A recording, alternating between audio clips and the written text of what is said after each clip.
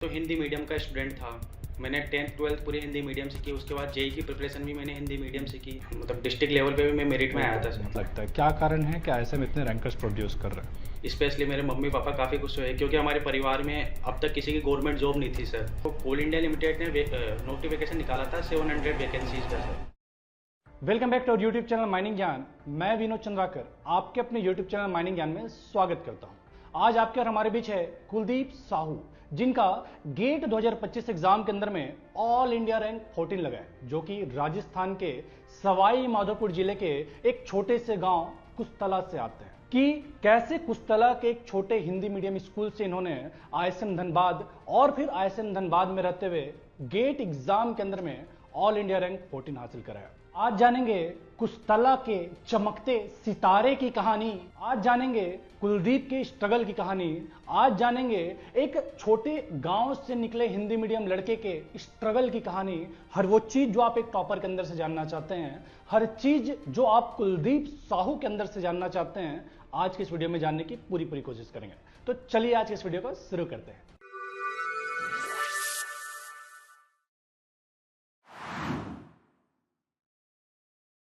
तो कुलदीप, आपका माइनिंग ज्ञान के इस पॉडकास्ट सीरीज में बहुत बहुत स्वागत है।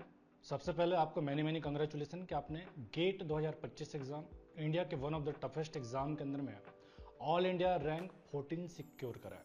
इस रैंक के लिए आप सच में बधाई के पात्र हैं। थैंक यू सर, धन्यवाद सर। तो साहू जी, सबसे पहले मैं आपका इंट्रोडक्शन जानना चाहूँगा कि आप ब्रीफली हमारे व्यूअर्स को अपने आप को इंट्रोड्यूस करें। हेलो एवरीवन, मेरा नाम कुलदीप साहू है और मैं राजस्थान के सवाई माधोपुर ज़िले के एक छोटे से गांव से बिलोंग करता हूं। मैंने अपनी 10वीं तक की पढ़ाई गांव के एक छोटे से स्कूल से पूरी की है। उसके बाद मैं 11th 12th की पढ़ाई के लिए सर शिफ्ट हो गया था। फिर देन मैंने जेई की प्रिपरेशन स्टार्ट की और उसके बाद जो रिज़ल्ट आया उसके बेसिस पे मैं IIT ISM धनबाद में मैंने एडमिशन लिया। ओके, आपने जेई का जो प्रिपरेशन करा कहाँ से करा बोले? सर एलन कोटा से किया था सर, ऑनलाइन, क्योंकि उस टाइम पे कोरोना का टाइम था तो ऑफलाइन क्लासेज अवेलेबल नहीं थी, तो ऑनलाइन लेके किया था सर। ठीक है। तो आप बताइए कुलदीप, अभी तो आपने गेट जैसा आपने स्टार्ट ही करा कि आप एक छोटे से गांव से आते हैं राजस्थान के, और मोस्ट प्रोबेबली आप वहाँ के स्टेट बोर्ड के स्टूडेंट हैं। गांव में ऐसा कुछ तो सीबीएसई और ऐसा कुछ रहता नहीं है। आपको क्या लगता है एक छोटे गांव के लड़के द्वारा गेट एग्ज़ाम के अंदर में AIR 14 लाना, गेट के लिए प्रिपेयर करना कितना डिफिकल्ट हो सकता है आज के टाइम पे? सर मेरा ये सीन था कि मैं तो हिंदी मीडियम का स्टूडेंट था।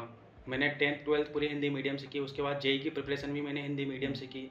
उसके बाद में फ़र्स्ट टाइम यहाँ आके मैंने सब कुछ इंग्लिश में देखा। यहाँ पे प्रोफेसर्स, कॉलेज के प्रोफेसर्स वगैरह सब इंग्लिश में पढ़ाते थे। तो इनिशियल फेज में मेरे को डिफ़िकल्टी हुई क्योंकि मेरे को हिंदी से इंग्लिश के अंदर शिफ्ट करने में थोड़ा इनिशियली प्रॉब्लम आई।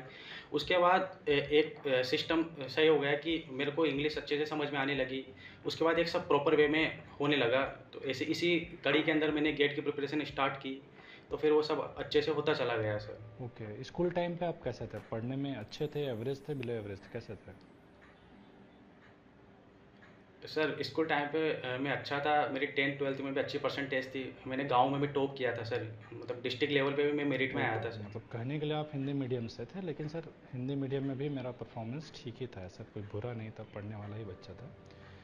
वैसे भी ज़्यादा पूछने का ज़रूरत नहीं है कि आपने आईएसएम धनबाद के अंदर एडमिशन लिया है। माइनिंग का बेस्ट कॉलेज है आईएसएम, बोलते साथ में लोगों को नज़र में आ जाता है कि भाई प्रतिष्ठित कॉलेज से बच्चा पढ़ रहा है, तो कोई भी तो नहीं पहुंचेगा। आप स्कूल टाइम पर अच्छे रहे होंगे, आपने जेई के लिए बहुत अच्छा प्रिपरेशन करा होगा करके वहाँ पहुँचे। आपने माइनिंग क्यों लिया कुलदीप? आईएसएम धनबाद ही क्यों, और आईएसएम धनबाद के अंदर माइनिंग ही क्यों? सर उस टाइम पे जोसा जेई के रिज़ल्ट के बाद जोसा काउंसलिंग चल रही थी, तो उसी में हम कॉलेज और ब्रांच वगैरह देख रहे थे। तो हमने देखा कि उस टाइम पे मैंने माइनिंग के बारे में सुना हुआ नहीं था सर। तो मैंने देखा कि यहाँ पे ISM धनबाद में माइनिंग ब्रांच है और ये one of the oldest college है वर्ल्ड के अंदर माइनिंग का। तो यहाँ की माइनिंग अच्छी है, प्लेसमेंट अच्छा है, अच्छा एक्सपोजर है। तो इसी वजह से मैंने माइनिंग को जो लोअर IIT है उनकी सिविल मैकेनिकल ब्रांचों से ऊपर रखा। ओके। तो यहाँ की माइनिंग अच्छी लगी मेरे को, तो मैंने इसको जोसा काउंसलिंग में ऊपर रखा अदर ब्रांचों के कंपेयर में। तो अभी आप तो इसी वजह से फिर मेरे को यहाँ तो माइनिंग। अभी आप सेटिस्फाइड हैं कि माइनिंग लेकर के अच्छा किया मैंने, या फिर दूसरा कोई ब्रांच मिल जाता तो ज़्यादा बेटर था?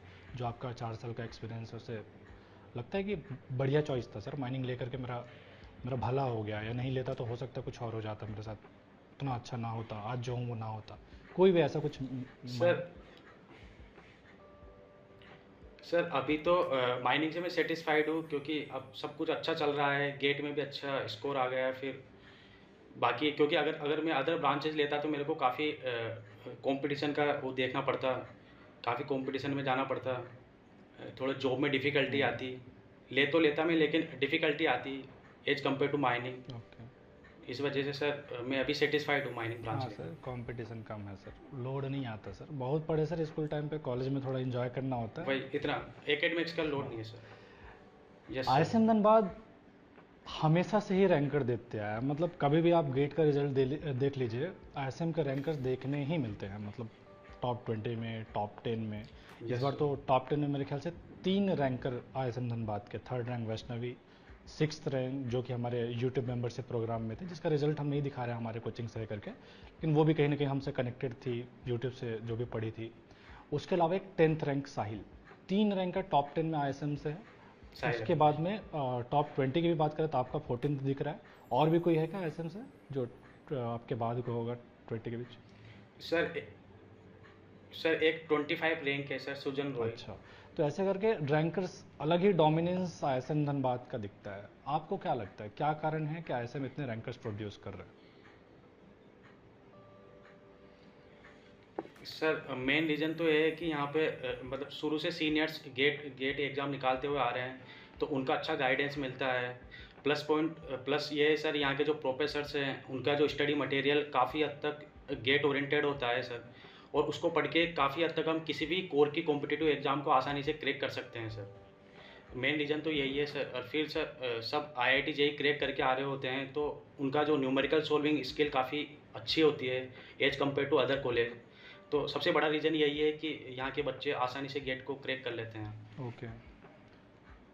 आपने थोड़ी देर पहले बताया कि आप एक गांव से आते हैं, गांव में एक राजस्थान के एक छोटे गांव से आते हैं, तो क्या लगता है गांव से आईएसएम आना और आप में क्या चेंज आप देखते हैं तब के कुलदीप और अब के कुलदीप में? सर जब मैं गांव में था तो मेरे इतनी पर्सनालिटी डेवलपमेंट में ऐसा कुछ था नहीं। जब मैं यहाँ पे कॉलेज आया तो मैं यहाँ नए नए लोगों से मिला जो देश के अलग अलग कोने से आए हुए थे, उनसे मेरे को कुछ सीखने को मिला। मैं फर्स्ट टाइम अपने गांव से यहाँ आया था, फर्स्ट टाइम घर से निकला था, तो मेरे को अकेले रहने की आदत लगी।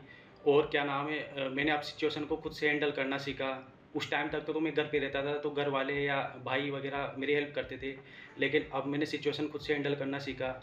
मेरा हिंदी से इंग्लिश के अंदर मैं ट्रांसफ़र किया। तो ऐसे करके या मेरे कॉलेज लाइफ में देखा, लोगों को देखा, लोग क्या कर रहे हैं उनकी लाइफ में, तो इन सब को देख के कहीं ना कहीं मेरी पर्सनालिटी में थोड़ा इम्प्रूवमेंट हुआ। जो जो मेरा गांव में था उससे जब मैं कॉलेज शिफ्ट हुआ तो उसमें मेरा काफ़ी इम्प्रूवमेंट हुआ सर इस चीज़ में। अभी आपका जब 14th रैंक लगा, घर में कैसा माहौल था, गांव में कैसा माहौल था, दोस्तों के बीच कैसा माहौल था? सर बहुत अच्छा, घर वाले काफ़ी खुश हुए, स्पेशली मेरे मम्मी पापा काफ़ी खुश हुए, क्योंकि हमारे परिवार में अब तक किसी की गवर्नमेंट जॉब नहीं थी सर। तो फर्स्ट टाइम किसी की गवर्नमेंट जॉब लगने जा रही है, तो उसी की खुशी एक अलग ही खुशी होती है सर। बाकी गांव वाले काफ़ी खुश है, काफ़ी मिठाइयाँ वगैरह बट रही है गाँव में। बाकी काफ़ी खुशी का माहौल है सर, रिश्तेदारों का फ़ोन आ रहा है, इसे काफ़ी अच्छा माहौल चल रहा है सर। रिजल्ट के बाद एक आध बार गांव विजिट किए? नहीं सर, यहाँ से 1300 किलोमीटर पड़ता है, तो काफ़ी दूर है, तो अब तो कॉलेज ख़त्म होगा तभी जा पाएंगे सर। ओके। मुझे लग रहा है कि आप पहले से बता के रखिएगा जब गांव जाएंगे, मुझे लगता है रेड कारपेट आपके लिए बिछा के रखा जाएगा, फूलों से स्वागत करा जाएगा कि हमारा गांव का बेटा आ रहा है, गांव का नाम देश पूरे इंडिया के लेवल पे इन्होंने रोशन करा है। और फिर आप बता रहे हैं कि आपके परिवार में आप पहले गवर्नमेंट जॉब लेने वाले बनेंगे, गवर्नमेंट जॉब लेने वाले बनेंगे, मतलब मुझे ये भी दिखाई देता है कि वो आपके परिवार में पढ़े लिखे आप ही एक हो सक रहे हैं जो इंजीनियर या आईआईटी से जो पढ़ रहे हैं। तो ऐसे में एक अलग से चमकता सितारा आप अपने घर के, अपने परिवार के, अपने गांव के दिखेंगे। तो मुझे लगता है जब आप जाने वाले रहेंगे, एक ढोल नगाड़े के साथ में स्वागत जैसा अज्यूम कर पा रहा हूँ, एक होता है कि गांव में ठीक है भाई आ रहा Yes, sir. है, बेटा आ रहा है, हमने इसने कोई अचीवमेंट, और करना भी चाहिए एक्चुअली। क्योंकि देखो होता क्या है ना कुलदीप, वो वही पहला सर. आदमी का जरूरत पड़ता है, पहला जनरेशन का जरूरत पड़ता है जो चेंज लाता है। उसके बाद अपने आप चेंज आना स्टार्ट हो जाता है फैमिली में, और चाहे वो आपका सोसाइटी जहाँ पे आप वर्क कर रहे हैं, आपको देख कर कई सारे कुलदीप और पैदा होंगे आपके गांव में। हो सकता है आप पहली बार आईआईटी गए होंगे, Yes, sir. आपको देख करके आने वाले साल में आप देखेंगे कई सारे और पहुंचने लग जाएंगे। कॉन्फिडेंस आता है, अपने आसपास में किसी को जाते हुए देखते हैं ना, Yes. कॉन्फिडेंस आता है। तो आप किसी को हो सकता है पैसा ना दे, किसी को और कुछ ना करे, आपका ये रिजल्ट ही है जो आप सोसाइटी को बहुत सारा चीज़ दे देते हैं। क्योंकि आपको देख करके जो मोटिवेशन मिलेगा वो अपने आप में आपके द्वारा दिया गया छोटा मोटा कंट्रीब्यूशन नहीं है जो आप समाज को दे रहे हैं। आगे आपके Yes. इंटर्नशिप के बारे में जानना चाहूँगा कुलदीप, कि आपने ट्रेनिंग कहाँ से करा, कैसा आपका एक्सपीरियंस वहाँ पे था कॉलेज टाइम पे जो हम इंटर्नशिप करते हैं। सर अब तक मैं 4 माइन विजिट कर चुका हूँ। जो हमारा फर्स्ट 1 डे एक्सकर्सन था सूरदा कॉपर माइंस में, तो जो हमारा सेकेंड ईयर में था सर ये एक्सकर्सन, तो हमने वहाँ पे सूरदा कॉपर माइंस देखी, वहाँ पे प्रोसेसिंग प्लांट्स वगैरह देखे और बाकी स्मेल्टिंग प्लांट्स वगैरह देखे। वो 1 डे था। उसके बाद मैंने सर BCCL में 1 मंथ की ट्रेनिंग की थी सर, यहीं धनबाद। तो उससे मेरे को काफ़ी कुछ सीखने को मिला। उसके बाद सर मैंने झांझरा अंडरग्राउंड कोल माइंस में 1 डे एक्सकर्सन किया। और उसी के बाद सर मैंने सेफ्टी से रिलेटेड यहाँ पे धनबाद में हमारा 1 डे का एक्सकर्सन और था सर। तो ऐसे करके मैंने 3-4 माइंस की ट्रिप की। तो इससे मेरे को रियल लाइफ में माइनिंग कैसे चलती है उसके बारे में मेरे को नॉलेज मिला सर। कैसा लगा ये सारे माइंस विजिट करके, मतलब मज़ा आया कि लगा कि यार ये कहाँ आ गया, ये सब में काम करना पड़ेगा, कि क्या कोयला कोयला दिख रहा है, सब तरफ काला काला दिख रहा है, बस खदान गए नहीं कि शरीर पूरा काला हो जाता है। कैसा कैसा एक्सपीरियंस था। सर जब अंडरग्राउंड में गए जब तो थोड़ा डर सा लग रहा था कि यहाँ काम करना पड़ेगा। लेकिन जब वही चीज़ ओपन कास्ट में देखी तो इतना डर डर था नहीं कि चलो ओपन कास्ट में है कोई दिक्कत है ही नहीं। यहाँ पे काफ़ी मशीनरी है, अब तो आजकल एडवांस ऑटोमेटेड मशीनें यूज हो रही है, तो इतना पहले वाला डर नहीं है माइनिंग के अंदर। तो बस यही एक मोटिवेशन था कि चलो अच्छा है, इतना ख़राब नहीं है। माइनिंग ब्रांच लेके थोड़ी गलती नहीं की, बाकी सब कुछ अच्छा चल रहा है। ब्लास्टिंग देखा आपने। बाकी यही एक्सपीरियंस था सर। ब्लास्टिंग देखा। हाँ ब्लास्टिंग देखा था सर। तो ठीक है, तो फिर ओपन कास्ट में देखा, तब तो फिर आपने रियल ब्लास्टिंग देखा है। फिर तो असल माइनिंग में ब्लास्टिंग वही होता है, बाकी अंडरग्राउंड में तो फटाके फोड़ते हैं मान लो। कैसा एक्सपीरियंस था ब्लास्टिंग जो आपने देखा। एक तो होता है कि हाँ बच्चे वही। आजकल के दिवाली में पटाखा फोड़ते हैं, सुतली बम फोड़ रहा है, एटम बम फोड़ रहा है, आपको कैसा लगा रियल बम फोड़ यस करके सर। या देख करके। सर क्योंकि देख के तो काफ़ी डर सा लगा सर, क्योंकि हम काफ़ी सेफ डिस्टेंस पे थे। तो ऐसा लगा जैसे काफ़ी एक सीक्वेंस में काफ़ी पटाखे फूट रहे हैं सर। जैसे एक तरह दिवाली जैसा फील हो रहा था कि सर जैसे कहीं दिवाली मना रहे हो कहीं पे। तो काफ़ी अच्छा था, देखने में अच्छा लग रहा था, लेकिन डर सा भी लग रहा था वो ब्लास्टिंग देख के। बस यही है कि सेफ डिस्टेंस पे थे तो अच्छा था कि अब ये लाइफ तो जीनी है आगे जाके। तो यही फ्यूचर है, बाकी और देखिए काफ़ी अच्छा ऐसे लग रहा पटाखे था तो कई सारे फोड़ने हैं जिंदगी में करके नहीं। जी। काफ़ी फोड़ने आपको हैं क्यों सर। लगता है, लोग बोलते हैं आईएसएम धनबाद बेस्ट है, आईएसएम धनबाद से पढ़ा हुआ लड़का कहीं ना कहीं स्किल्ड रहेगा, ओवरऑल हर चीज़ उसमें बेहतर होने वाला, नॉलेज अच्छा होगा, क्यों बोलते हैं ऐसा आईएसएम धनबाद के बच्चों को, या आईएसएम धनबाद के लिए ऐसा टैग क्यों लगा, उसका रीज़न क्या दिखता है आपको। क्योंकि सर सबसे बड़ा रीज़न तो ये है कि सर ये एक one of the best college है सर वर्ल्ड में। अभी इसकी QS रैंकिंग में इंडिया में फर्स्ट रैंक आई थी सर। और बाकी यहाँ के जो प्रोफेसर्स हैं हाईली क्वालिफाइड प्रोफेसर्स हैं। और यहाँ का जो स्टडी मटेरियल और यहाँ का ओवरऑल जो इन्वायरमेंट है बच्चों की पर्सनालिटी में काफ़ी इंप्रूवमेंट लाता है। जैसे मेरा ही एग्जांपल था, मैं गांव से आया हुआ बच्चा हूँ, यहाँ आने के बाद मेरी पर्सनालिटी में काफ़ी चेंजेज आया। तो इस बेसिस पे हम कह सकते हैं कि सर ISM के अंदर जो भी आता है वो कहीं ना कहीं उसके अंदर स्किल के अंदर इम्प्रूवमेंट आता है, वो अपनी लाइफ में कुछ ना कुछ कर लेता है। जैसे मेरे काफ़ी फ्रेंड्स UPSC की तैयारी कर रहे हैं, कई केट की तैयारी कर रहे हैं, कई कोडिंग कर रहे हैं, किसी ने अच्छा प्लेसमेंट लिया, किसी ने अच्छी इंटर्नशिप ली। तो कहीं ना कहीं उनके लाइफ में उन्होंने कुछ ना कुछ नया गोल हासिल किया इस वजह से, क्योंकि वो ISM से आया। ISM का एक कल्चर अच्छा है, यहाँ का एनवायरनमेंट अच्छा है, यहाँ के प्रोफेसर्स अच्छे हैं। इन सब की वजह से उनमें कहीं ना कहीं इंप्रूवमेंट आया और वो अपनी अच्छी अच्छी जगह पे जाके प्लेस्ड हो गए सर। गेट के बारे में कब आपको पता चला कि माइनिंग गेट नाम का भी कोई चीज़ होता है जिसको दिलाने से गवर्नमेंट जॉब मिलता है। यस सर, जब मैं फर्स्ट ईयर में था तब 2022 में जब मेरा सेकंड सेमेस्टर चल रहा था, तो कोल इंडिया लिमिटेड ने नोटिफिकेशन निकाला था 700 वैकेंसीज़ का सर, गेट के थ्रू। तो उस टाइम मेरे को फर्स्ट टाइम पता लगा कि माइनिंग के अंदर गेट होता है और उससे पीएसयू मिलती है। तो बस उसी से मेरा मोटिवेशन था कि चलो आगे चल के गेट देना है और एक गवर्नमेंट जॉब सिक्योर करनी है। अच्छा। तो उसी क्रम में सर मैंने थर्ड ईयर में अपना फर्स्ट टाइम गेट लिखा सर। उस टाइम पे मैंने ज़्यादा प्रिपरेशन की नहीं थी, तो उस हिसाब से मेरी रैंक आ गई सर। उस टाइम पे जो मेरी रैंक थी वो 226 थी। तो उससे मैं इतना सेटिस्फाइड तो नहीं था, क्योंकि मैंने ज़्यादा मैंने प्रिपरेशन की नहीं थी। 1 महीने की प्रिपरेशन से जो रैंक आई थी वो ठीक थी सर। उसके बाद मैंने फाइनल ईयर में अच्छे से प्रिपरेशन स्टार्ट की, क्योंकि इस बार का जो गेट का स्कोर था वो मेरे को पीएसयू दिला सकता था। थर्ड ईयर में तो सर ऐसा था कि उसके स्कोर से भी केवल पीएचडी एमटेक कर सकता था, पीएसयू मेरे को मिल नहीं सकती थी। तो उस वजह से उस टाइम पे इतना मोटिवेशन नहीं था।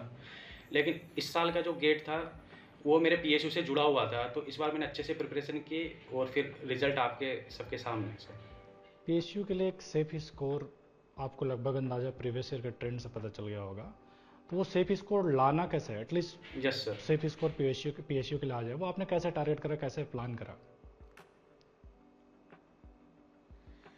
सर मैंने थोड़ा बहुत थर्ड ईयर में पढ़ा था इस चीज़ के लिए, लेकिन अच्छे से मैंने फाइनल ईयर में तैयारी की। तो मैंने अक्टूबर, क्योंकि सर मेरा थोड़ा बेसिक अच्छे क्लियर था सर, न्यूमेरिकल प्रॉब्लम जो सॉल्विंग स्किल काफ़ी अच्छी थी, तो इस वजह से मैंने थोड़ा काफ़ी लेट स्टार्ट किया था। मैंने अक्टूबर नवंबर से स्टार्ट किया था गेट का पढ़ना। मैंने मेनली सर न्यूमेरिकल पोर्शन पे ज़्यादा फोकस किया सर। मैंने अच्छे से बुक्स सोल्व की, जैसे एक गोरे बुक है अपनी, उसको अच्छे से सोल्व किया, पूरे प्रीवियस ईयर अच्छे से सोल्व किए।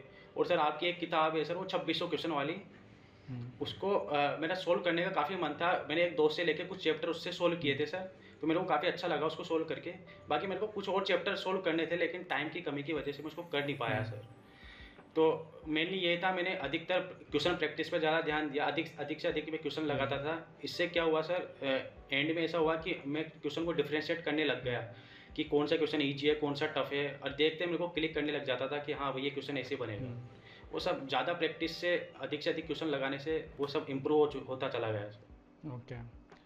तो क्या लगता है आपके प्रिपरेशन के दौरान आपको क्या एक कमी जो दिखता है कि जो आपने छोड़ दिया? आपने तो बताया कि एक टारगेट आपने फिक्स करा, कैसे आपने तैयारी करा, और भी क्या दिखता है कि ये और चीज़ कर लेता था सर मेरा रैंक हो सकता है कि और सुधर सकता था, हो सकता है वैष्णवी से बेटर मेरा रैंक आ जाता? तो क्या कमी आपको आपके प्रिपरेशन के दौरान दिखता है जो आपने करी?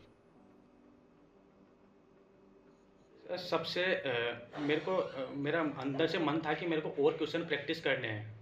तो मैंने आपको बताया कि जैसे आपके वो 2600 क्वेश्चन वाली जो बुक थी सर, वो मोटी वाली, उसको सोल्व करने का मेरा काफ़ी मन था। मैंने सोच के रखा था कि जो गेट के 1 महीने पहले मैं उसको अच्छे से सोल्व करके जाऊँगा। लेकिन टाइम मैंने काफ़ी लेट स्टार्ट किया था, तो टाइम की कमी की वजह से मैं उसको एक दो चैप्टर को छोड़ के एक दो चैप्टर सोल्व किए, बाकी सोल्व कर नहीं पाया सर मैं टाइम की कमी की वजह से। तो सबसे बड़ा रिग्रेट ये था कि अगर मैं उसको उस बुक को और लगा लेता तो थोड़ा और इम्प्रूव हो सकते थे रैंक सर। आपको क्या लगता है कुलदीप कि आपने प्रिपरेशन के दौरान ऐसा क्या मिस्टेक्स करा जो आपको नहीं करना चाहिए था या गेट एस्पिरेंट को नहीं करना चाहिए? आपने जो करा जिसके चलते हो सकता है आपका रैंक जो है 14th आया, अगर वो गलतियां नहीं करते तो बेटर रैंक हो सकता था। कौन से ऐसे गलती? सर सबसे बड़ी दिक्कत थी मैंने काफ़ी लेट स्टार्ट किया। तो मैं सभी एस्पिरेंट्स से कहना चाहता हूँ कि अगर आपको गेट अच्छे से निकालना है तो आपको प्रॉपर मिनिमम 6 से 7 महीने आपको देने ही पड़ेंगे, चाहे आपका बेसिक कितना ही अच्छा हो, चाहे आपके कंसेप्ट कितने ही क्लियर हो। लेकिन अगर आपको एग्ज़ाम अच्छे से अच्छी रैंक के साथ क्लियर करनी है तो आपको प्रॉपर 6 से 7 महीने देने ही चाहिए। तो सबसे बड़ी गलती ये थी सर, मैंने काफ़ी लेट स्टार्ट किया, तो इस वजह से मैं काफ़ी बुक सोल्व करना छूट गया। जैसे मैंने बताया आपकी 2600 जो क्वेश्चंस की जो बुक थी उसको मैं सोल्व नहीं कर पाया। उसका काफ़ी मन था मेरा सोल्व करने का, क्योंकि अगर मैं उसको सोल्व कर पाता तो क्या पता मेरे जो कंसेप्ट है और अच्छे बिल्ड हो जाते, तो मैं एग्ज़ाम के अंदर कुछ और अच्छा कर सकता था। तो सबसे बड़ा रिग्रेट यही था कि थोड़ा टाइम की कमी की वजह से मैं थोड़ा और क्वेश्चन प्रैक्टिस कर पाता, लेकिन वो नहीं कर पाया सर।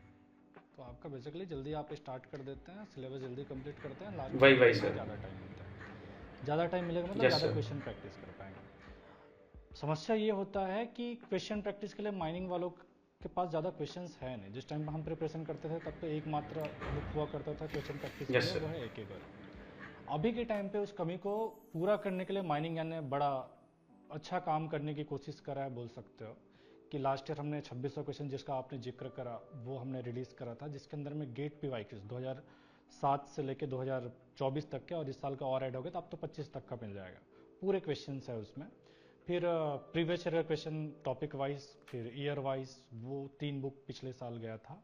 इस बार 9 बुक जा रहा है कि जिसके अंदर में ये तीनों बुक तो है ही है कि जो थोड़ा बहुत ईरर था वो ईरर को हमने पूरा खत्म कर दिया, ईरर लेस रहेगा, 25 के क्वेश्चन ऐड कर दिया, मतलब न्यू एडिशन इसका जा रहा है। उसके अलावा 4 और बुक जा रहे हैं जिसमें हजार क्वेश्चन है, माइंड वेंटिलेशन के, विनिंग एंड वर्किंग के, मशीनरी के, सर्वे के, ऐसा करके 4 और बुक जा रहा है, तो 4000 क्वेश्चन और।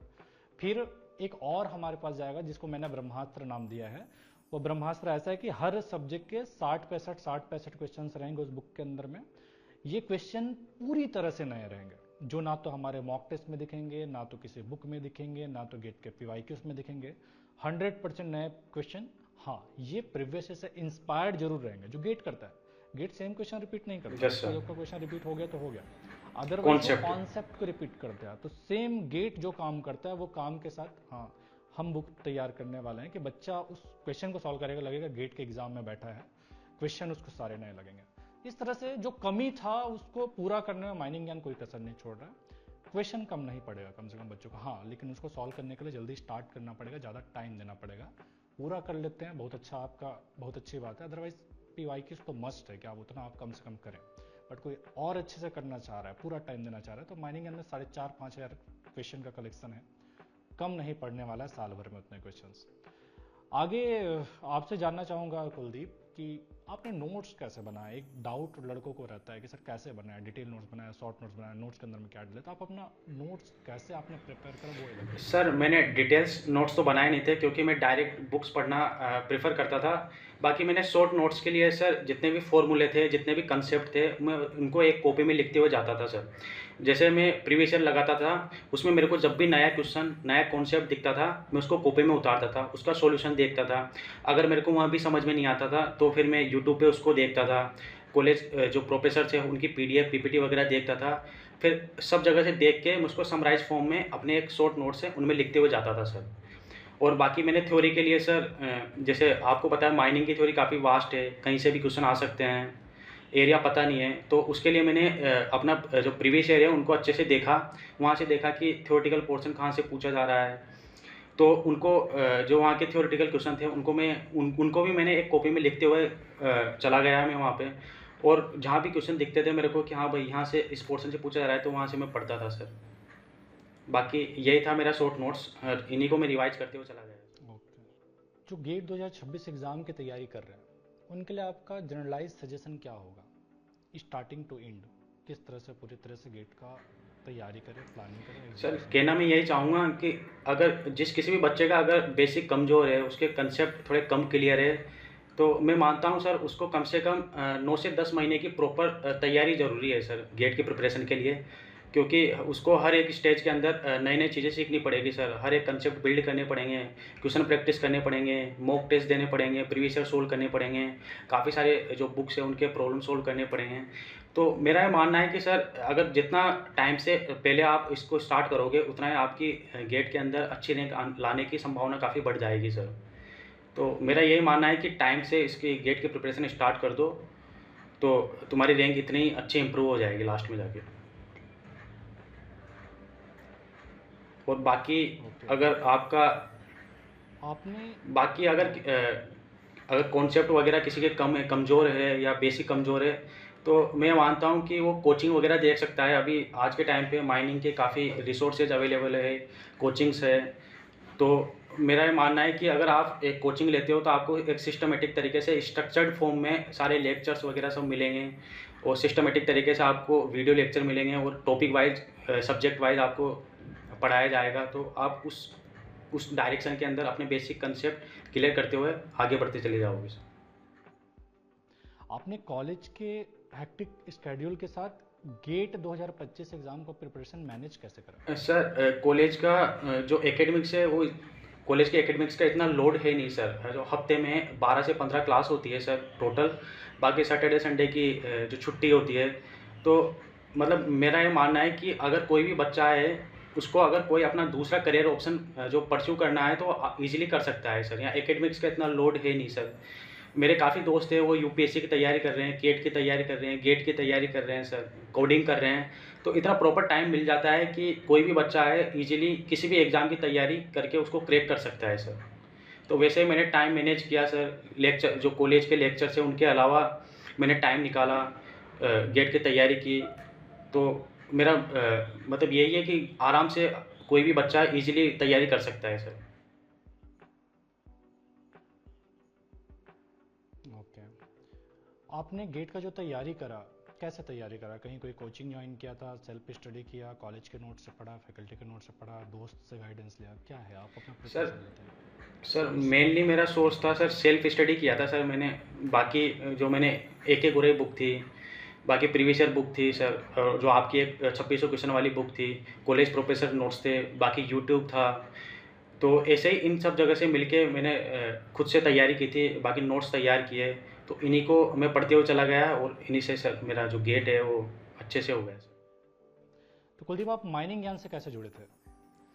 सर मैंने माइनिंग यान से मॉक टेस्ट सीरीज़ खरीदी थी सर। मॉक टेस्ट सीरीज़ का कोर्स खरीदा था सर मैंने उसी को अच्छे से दिया सर। उसमें काफ़ी मॉक टेस्ट मिले थे मेरे को, तो उनको अच्छे से सोल्व किया सर। मैंने अपनी टाइम मैनेजमेंट स्किल को इम्प्रूव किया सर। पिछले साल मेरे से ये गलती हो गई कि सर मैंने कोई मॉक टेस्ट सीरीज़ खरीदी नहीं थी, तो इस वजह से मेरा टाइम मैनेजमेंट अच्छे से नहीं हो पाया और मेरे काफ़ी क्वेश्चन बिना अटेम्प्ट किए छूट गए थे। तो इस बार मैंने उस गलतियों को ओवरकम किया। सही टाइम पे मैंने टेस्ट सीरीज़ खरीदी, तो उनको देने के बाद सर ऐसा हुआ कि इस बार मैं अच्छे से क्वेश्चन अटेम्प्ट कर पाया एक्चुअल एग्ज़ाम के अंदर। तो मेरा माइनिंग यान मॉक टेस्ट सीरीज़ ने काफ़ी हेल्प की इस चीज़ के अंदर सर। क्या लगता है, माइनिंग ज्ञान का मॉक टेस्ट जो है वो गेट के लेवल को मैच करता है कि सर कुछ भी आप मॉक टेस्ट में देते थे उससे ज़्यादा टफ था या उससे नीचे था? क्या लगता है, ये एक्सपेक्टेशन को मैच करता है गेट का? सर एमजी का जो मॉक टेस्ट है वो काफ़ी अच्छा था सर। मेरा ये मानना है कि अगर पेपर किसी भी लेवल का आ जाए, चाहे वो टफ लेवल का डिफ़िकल्ट लेवल का पेपर आ जाए, तो भी बच्चा उस सिचुएशन को इजीली हैंडल कर सकता है, वहाँ पे क्वेश्चन अटेम्प्ट कर सकता है। क्योंकि इतने सारे टेस्ट है, कुछ इजी क्वेश्चन जैसे टेस्ट सीरीज में कुछ इजी पेपर भी थे, कुछ टफ पेपर भी थे, तो हर टाइप की सिचुएशन को हैंडल करना माइनिंग यानी टेस्ट सीरीज ने सिखा दिया था। जैसे सर इस बार का पेपर ऐसा हुआ था, ईजी टू मॉडरेट आया था सर।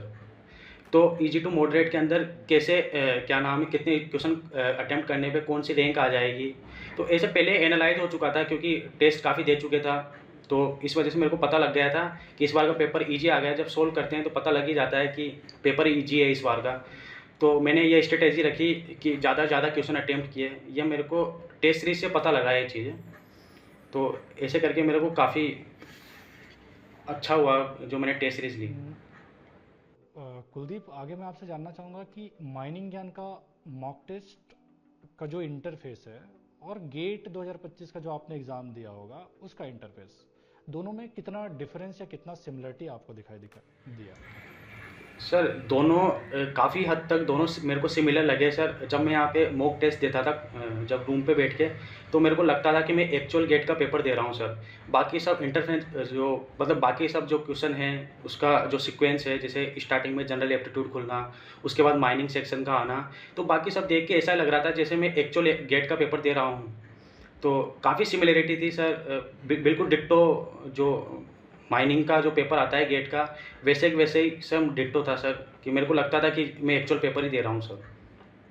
तो काफ़ी हद तक सिमिलरिटी थी सर। आपने हमारा ऑल इंडिया मॉक टेस्ट दिया था? Yes sir. कौन सा दिया और उसमें क्या रैंक लगा आपका?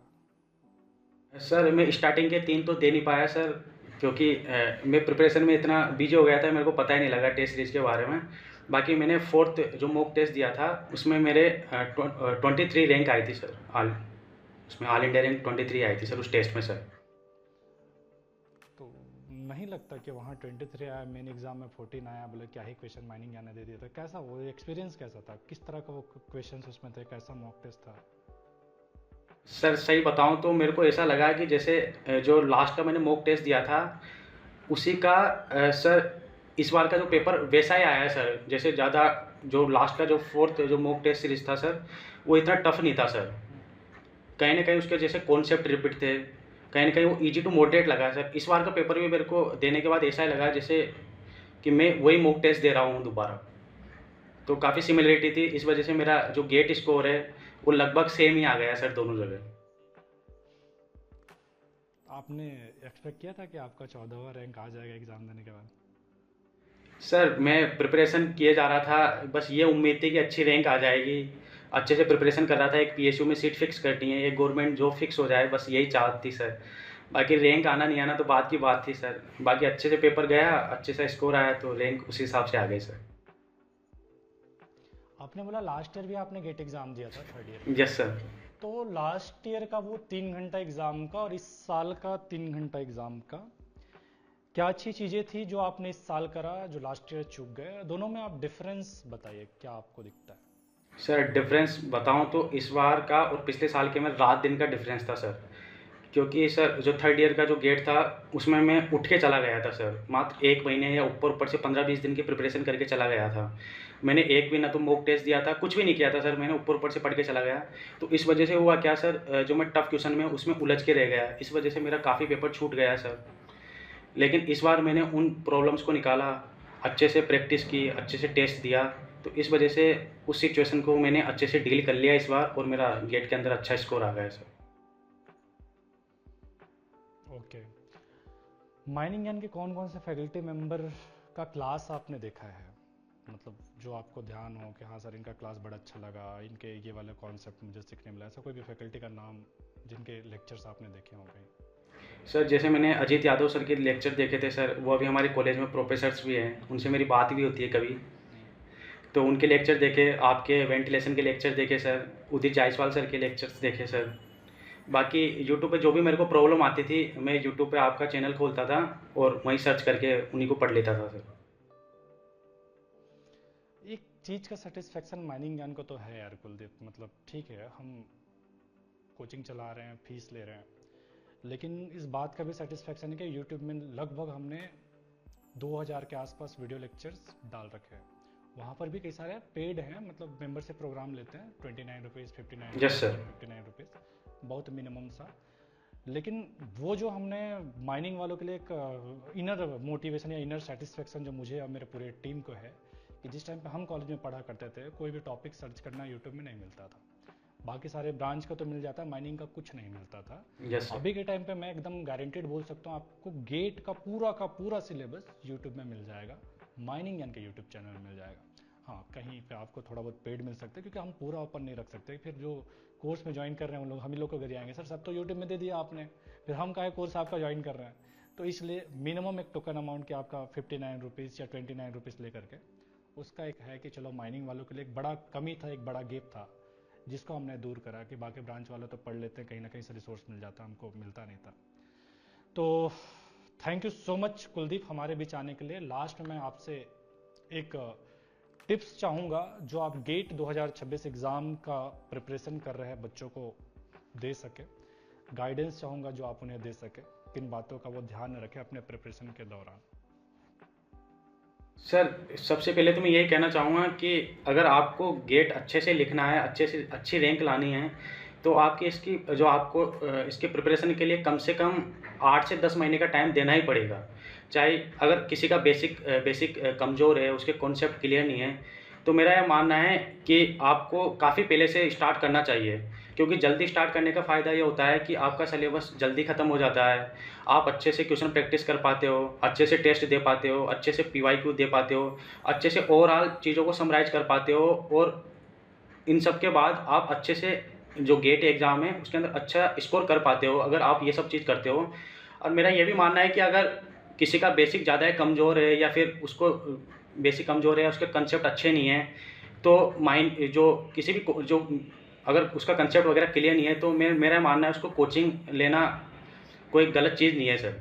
कि अगर वो आराम से कोचिंग लेके एक सिस्टमेटिक तरीके से स्ट्रक्चर्ड फॉर्म के अंदर सारे लेक्चर देख के अच्छे से उन टॉपिक वाइज उनको कवर करके अच्छे से गेट के अंदर अच्छा स्कोर कर सकता है सर। आप अपने वेल विशर के लिए क्या मैसेज देना चाहेंगे लास्ट में, जिनको आप अपने इस मुकाम का श्रेय देना चाहते हैं, मम्मी पापा दोस्त कोई भी हो, कोई एक मैसेज अगर आप छोड़ना चाहते हैं छोड़ सकते हैं। सर मैं सबसे पहले तो धन्यवाद देना चाहता हूँ कि मेरे घर वालों को, मेरे परिवार को, मेरे भाई को, बहन को, कि उन्हीं की वजह से आज मैं आईआईटी में पहुंचा और उन्हीं की वजह से आज मैंने गेट के अंदर इतनी अच्छी रैंक प्राप्त की। उन्हीं का सपोर्ट था कि आज मैं यहाँ पे पहुंचा सर। बिना उनके ये कुछ भी पॉसिबल नहीं था। वो टाइम टू टाइम मेरे को मोटिवेट करते थे और किसी भी तरह की जो हेल्प हो, चाहे वो फाइनेंशियल हेल्प हो, तो सर सब तरह की हेल्प मेरे घर से आती थी सर। जैसे फाइनेंशियल हुई, बाकी सब तरह की हेल्प, चाहे मोटिवेशन हो, टाइम टू टाइम उनका वो टाइम टू टाइम मेरे से पूछते थे, हाल पूछते थे। तो ऐसे करके मैं उनको धन्यवाद देना चाहता हूँ कि आज उन्हीं की वजह से मैं यहाँ पे पहुँचा हूँ, उन्हीं की वजह से मैंने गेट अच्छे से निकाला है। तो यही है सर। बहुत बहुत धन्यवाद कुलदीप, हमारे बीच आने के लिए। बहुत बहुत धन्यवाद हमको अपना valuable tips, suggestion, strategy, planning जो आपने गेट 2025 के लिए करा था शेयर करने के लिए। नो डाउट आपका ये पूरा जर्नी हमारे गेट 2026 के एस्पिरेंट को इंस्पायर करेगा, मोटिवेट करेगा, गाइड करेगा। Thank you so much mining ज्ञान को अपना टाइम देने के लिए।